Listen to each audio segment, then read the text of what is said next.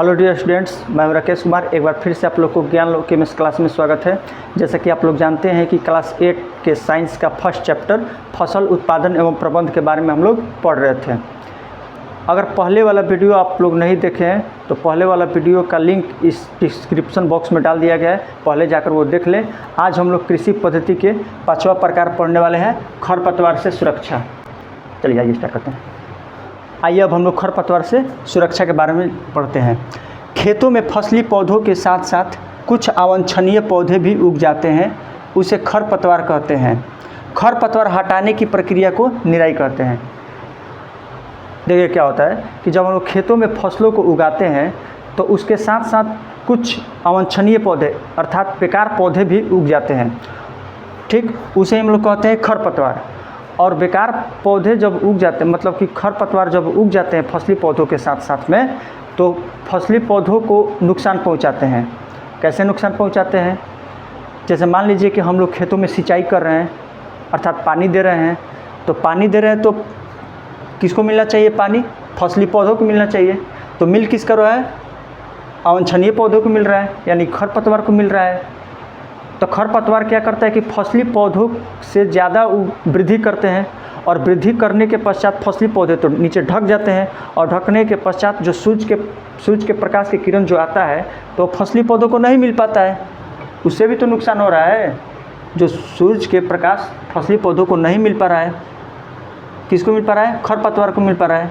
तो उस स्थिति में क्या होता है कि फसली पौधे मतलब कि सड़ गल जाते हैं, बेकार हो जाते हैं। अब देखिए, और हम लोग को उसी खरपतवार को हटाना भी है। तो यहाँ कह रहा है कि खरपतवार हटाने की प्रक्रिया को क्या कहते हैं? निराई कहते हैं, ठीक। खरपतवार हटाने की प्रक्रिया को क्या कहते हैं? निराई कहते हैं। यहाँ कुछ बात लिखा हुआ है कि खरपतवार पर नियंत्रण के लिए खुरपी या हाथ से हटाना चाहिए या खरपतवारनाशी रसायनों का प्रयोग करते हैं। ठीक है, अब खरपतवार तो हटाना है, तो खरपतवार हटाएंगे कैसे? तो हटाने के बस वही विधि है, या तो हाथ से हटाइए, ना तो खुरपी से हटाइए, ना तो जो हम लोग देखे होंगे आप लोग कि खेतों में जो किसान लोग होते हैं कि पीठ पर एक डब्बा जैसा रहता है, वो बुल्लू जैसा डब्बा रहता है, उसमें रसायन होता है, और वही रसायन का प्रयोग करके खरपतवार को हटाते हैं, मतलब खरपतवार को नाश करते हैं।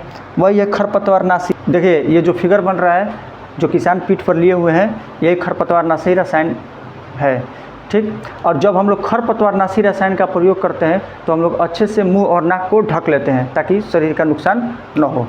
अब हम लोग कृषि पद्धति के 6ठा प्रकार कटाई के बारे में पढ़ते हैं। कटाई, फसल को पकने के बाद उसे काटने की विधि को क्या कहते हैं? कटाई कहते हैं। मतलब खेत में जब फसल पक जाता है तो अब हम लोग फसल को काटने की तैयारी करते हैं, और वही काटने की तैयारी करते हैं तो वही हम लोग बोलते हैं फसल की कटाई करना, ठीक। अब क्या होता है कि छोटे स्तर पर जो खेत होते हैं तो छोटे स्तर पर खेतों को काटने के लिए हंसिया का प्रयोग किया जाता है। हंसिया का, खसिया का नहीं, हंसिया का, हम लोग हंसुआ हम लोग बोलते हैं, ठीक। और बड़े स्तर पर खेतों में फसलों को काटने के लिए हार्वेस्टर का प्रयोग करते हैं या कॉम्बाइन मशीन का प्रयोग करते हैं। कॉम्बाइन मशीन एक प्रकार के हार्वेस्टर और थ्रेशर का संयुक्त रूप है।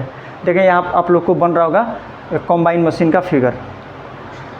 अब देखिए, जब हम लोग हार्वेस्टर से खेतों में फसलों को काटते हैं तो कुछ उसका निचला हिस्सा बच जाता है जिसे पराली कहते हैं। पराली को हम लोग क्या करते हैं? जला देते हैं, लेकिन जलाना नहीं चाहिए। जलाने से क्या होता है कि पर्यावरण को क्षति होता है, पर्यावरण को नुकसान पहुंचता है, ठीक। हम लोग को पराली को खेतों में ही छोड़ देना चाहिए विघटित होने के लिए। और हम लोग अगर मान लीजिए कि पराली को जला भी रहे हैं तो नुकसान किसको होगा? तो खेतों में जो किसानों का मित्र केचुआ का आता है, केचुआ का नुकसान होगा, केचुआ मर जाएगा। फिर से कि दलहनी पौधे में जो राइजोबियम नामक जीवाणु पाया जाता है, कुछ छोटे छोटे सूक्ष्मजीव होते हैं, वो सब मर जाएंगे। तो इसलिए क्या करना चाहिए? पराली को जलाना नहीं चाहिए, बल्कि उसको खेतों में छोड़कर विघटित होने देना चाहिए। अब हम लोग पढ़ेंगे कृषि पद्धति के 7वां प्रकार भंडारण के बारे में। भंडारण, फसल के कटाई होने के बाद अनाज को भंडारण से पूर्व धूप में अच्छी तरह सुखा लेना चाहिए ताकि नमी समाप्त हो जाए।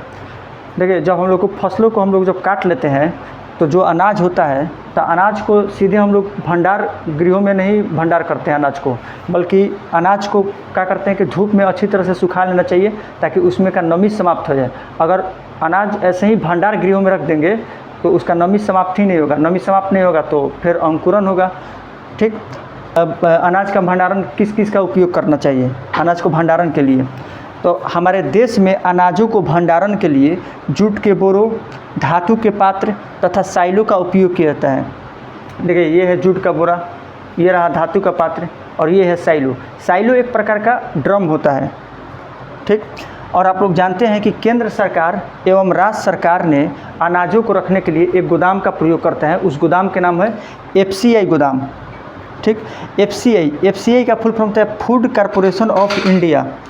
इसका हिंदी हो गया भारतीय खाद्य संस्थान। ठीक, ये रहा कृषि प्रक्रिया के प्रकार के बारे में। अब हम लोग पढ़ लिए। नेक्स्ट वीडियो में फसल उत्पादन एवं प्रबंध के अभ्यास के प्रश्नों को सोल्व करेंगे। यदि आप लोग को ये वीडियो अच्छा लगा हो तो इस चैनल को सब्सक्राइब कर लीजिए ताकि आप लोग को नोटिफिकेशन मिलता रहे। जय हिंद।